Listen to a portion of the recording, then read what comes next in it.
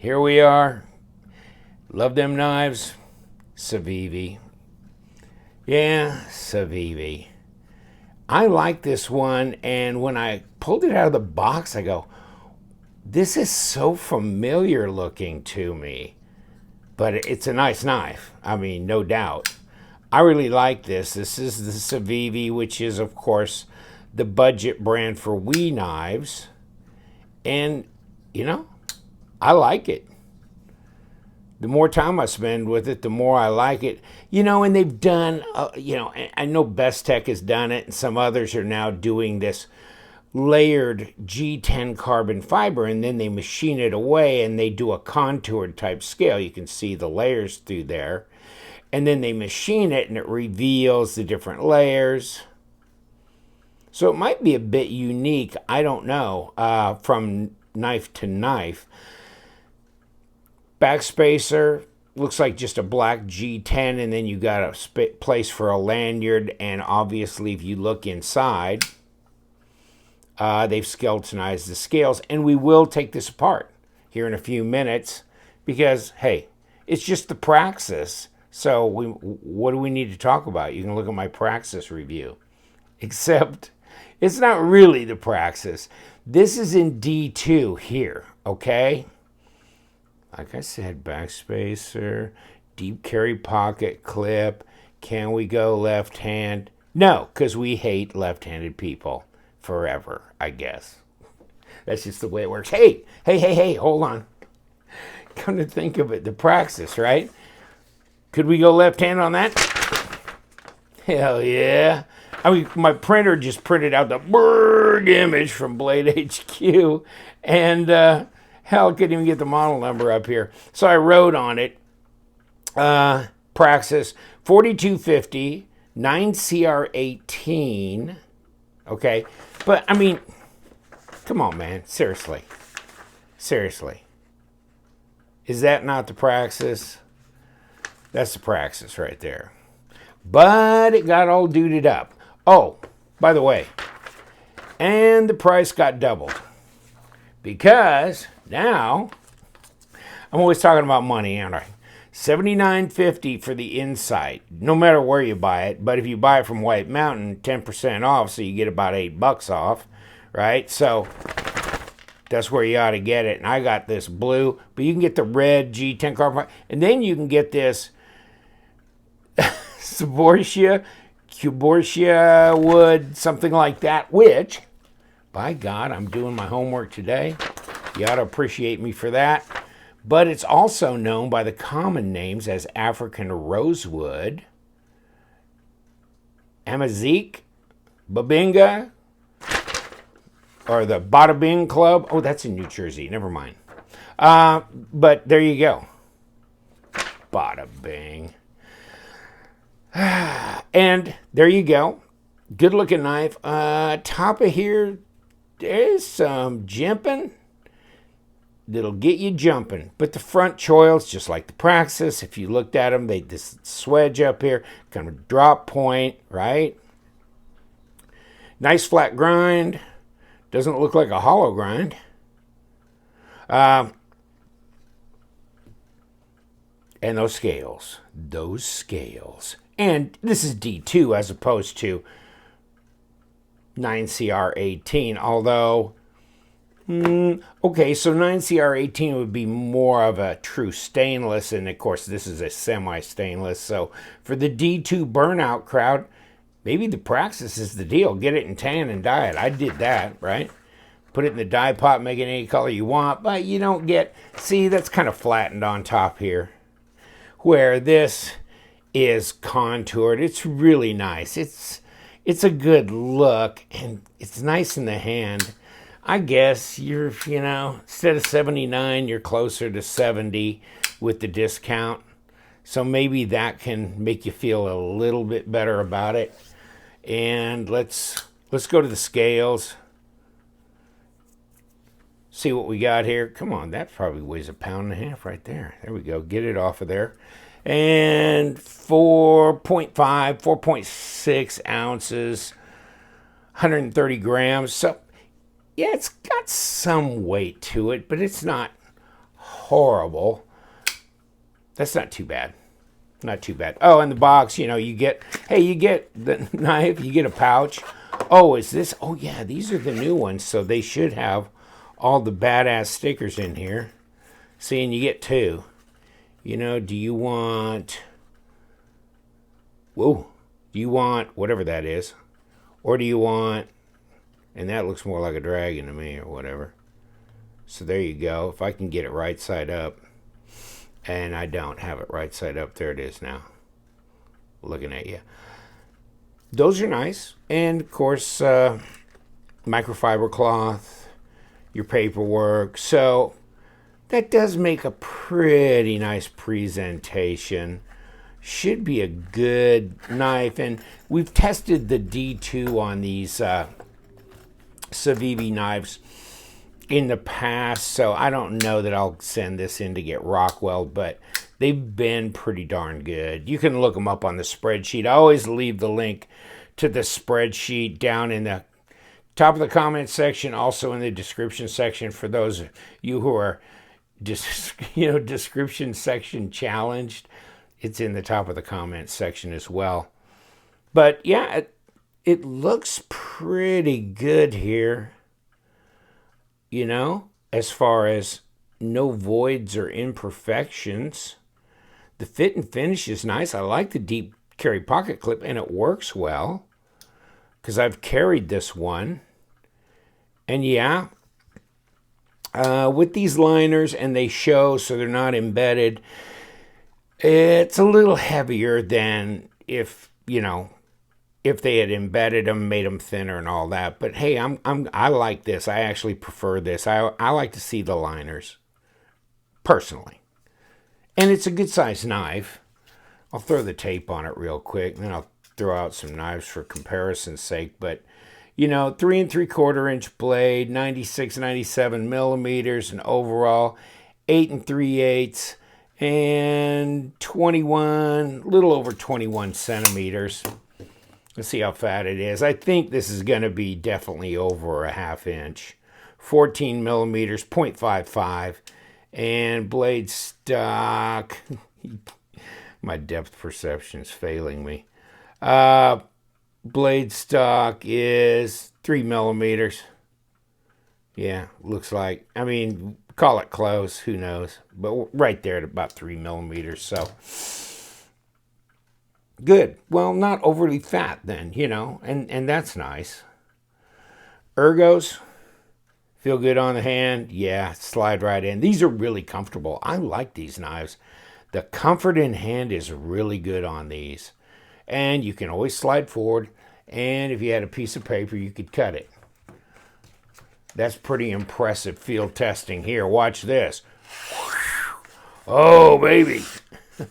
There's some people, it's like, what do? You cut a piece of paper. That's it? Where's all the field? Yeah. Hey, fieldtesting.com. Go there if you want to see somebody beat themselves to death field testing a knife. I don't do that. It's 102 degrees outside. No way. And there we go. D10's pretty good. Action's pretty good on this little puppy here. D10's not overly strong though. I'd say it's a 4.7. I guess we got to round it off to whole numbers. Maybe a 5. Something like that. But yeah, you can definitely, gravity flip it out. Oh, by the way, lockup. Pretty strong there, right? 40%. If it's a dime's worth, it's 40%. It's there, right? And I have no blade play. Well, come on. Drop. There you go. It's centered. No lock rock. No issues with that. These are good knives. These are well-made knives. And around. And the pass-through is really easy to get to, and you got jimping there. Really easy to get to. The design flows really nicely, just like the Praxis. I mean, bolster, you know, back of the blade disappears into the bolster, this here, and look here. I think we made pretty good use of the length of the handle, so that's really nice. Yeah, I mean, as just like an overall carry knife, I mean, I really like the Paramilitary 2 from Spyderco, but I'll tell you what, this, I know this is heavier, okay, by an ounce, but you know, I could really see somebody preferring this as just an overall everyday user because of the comfort in hand. I mean, the PM2 I think has incredibly good ergos, but this maybe even more because of the contouring that comes out and really fills your hand up.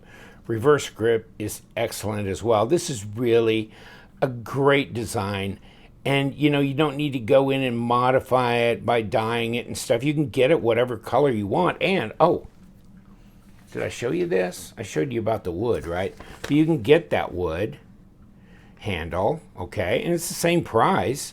And then, you know, red, blue, black, and I guess that's a gray. That's a green. Okay, that's a green. Okay, well, it's really tiny, hard to see, but and I guess you can pause and read this if you want to double check my measurements. But there you go. Like it. Solid knife. Yeah, I mean, you can buy a less expensive knife. You know, you could buy the Praxis. You can buy a bunch of knives that are in the 40 or even 35, or if you want to go Ganzo, $24 range. So it's not really about the price. It's about, you know, your kind of lust factor mixed into the equation of you want to mix it up with your knives, maybe different brands, different things appeal to you from knife to knife, and a few more dollars here or there, as opposed to paying like $52 for my Paladin. I love it. You know, my Swordfish, same in there, but you know, I don't mind paying a few more bucks, another $18 or $20 to get something like this. It's really stylish. The scales are really upscale, really kick it nice. So let's take it apart. All right, Disassembly, number 8. And we're hiding a little screw under here, aren't we? So maybe this goes into maybe into the back spacer, but at least into the liner. And I don't know if I need to remove the pocket clip, but I wouldn't have to ordinarily, probably, except I got to get to that screw underneath. So here we go. And they're all number 8s, by the way, which, oh man, I'm glad that they're kind of going to that from a lot of knives. Wow, it makes it easier. It really does. Come on, get out of there, buddy. And you know what? I'm going to get back here and get with the program. I guess if oh, you know what? Is that really going to be a number 6 on me? I think it is. Well, son of a gun. I thought they were all number 8s, but now I got to go 6 on the pocket clip. Surprise, surprise. That's too bad. It'd be kind of nice if they just... I just got done bragging on you, you dumbass, about all the number 8s. And then I got to go number 6. Come on, man. Make up your mind. Oh, well. You'll stay in there until you fall out, won't you? And then you can turn this. I'll bet that's got that little shelf on that front of that pivot that finds a notch in there. And where'd I drop you? Over here? I knew you were going to stay in until you fell out. Okay, so we got the scale off. Hasta la vista, baby. And here we go. So, skeletonized liners, but of course. And we're taking the Blade stop with us. We're knocking everything out of here. Got all kinds of crazy. Oh, well, no, we aren't taking the blade stop with us. It fell out of the liner. And we got ceramic, detent.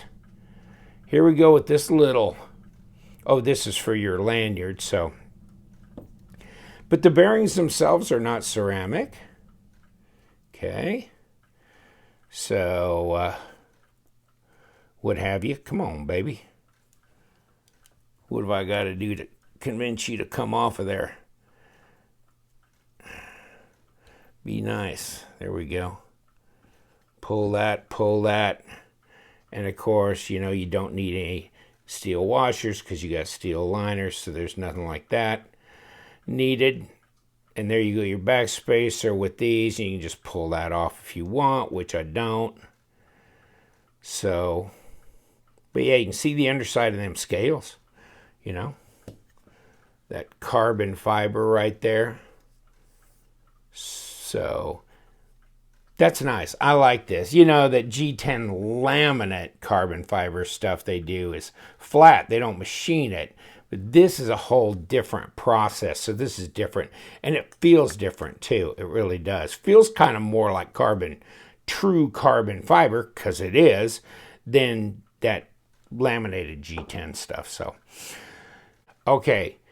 Hold the boat. You know, I was going to reassemble this, but not until I push this out. Okay, because I just wanted to once again reiterate how Civivi is doing these pivot from the front. Okay, let me see if we can get a good look at it. Hold on. Okay, I need my light because this is dark here, but you can see this little notch here in the underside of the presentation side of the pivot. This is the pivot tube, but you can see the notch there, okay? And the corresponding notch right there, touching the bulb to it, right there. So that not only locks the pivot in place so you don't spin it, but it also orients the C for Civivi in the right direction. Push it in. Now, I intentionally didn't put it in the right location to show you how it's up above grade until you turn it, and then it sets right down. See, if you turn it, that's as deep as it'll go. When you get it into that notch, it drops right there. Not perfectly flush, but really close. Okay, that was just, don't know why I had to go into all that crap, but I thought maybe that's helpful for some of you who haven't seen some of my previous Civivi teardowns. So, and here we go. Throw a lot of slop on there. Let's put the damn blade on this time. Get our act together. A little bit here. And I faced the bearings in, but whatever. I mean, I don't think that really makes 6 of one, half a dozen of the other, however you want to do it. And then put our blade stop in here. It's pretty simple, folks. And then just pop this right on top. Everything just fits through here. There's your blade stop, your pivot, and then your screws. And of course, you got your little thing for your lanyard back here, but it all snaps on. And layer this little puppy on. There you go. Click that on. These kind of just still slide around. They're pretty flush. But first thing I like to do is put the pivot screw in just to get her done. Get it kind of locked down. Now I'll actually be able to have a number 8 screw in here.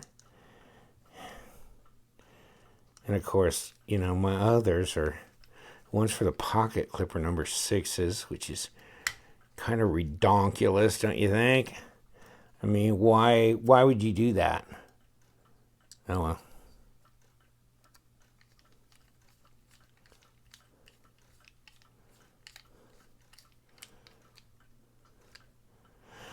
All right.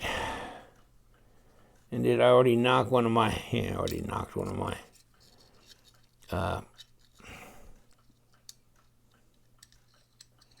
let's line this up if we can. Here we go. Hold on, let me get you in here too. Yeah, he must have fell out when I was knocking things around in here. Come on, go on through here. Here you go.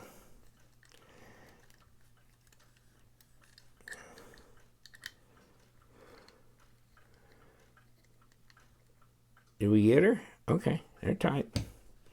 They're tight, and that looks pretty centered, but let's see where we are. Well, we're tight enough. It might be a little tight. Yeah, maybe. Let's see if it really makes much difference. That looks centered. Okay. Got any play? No, no play.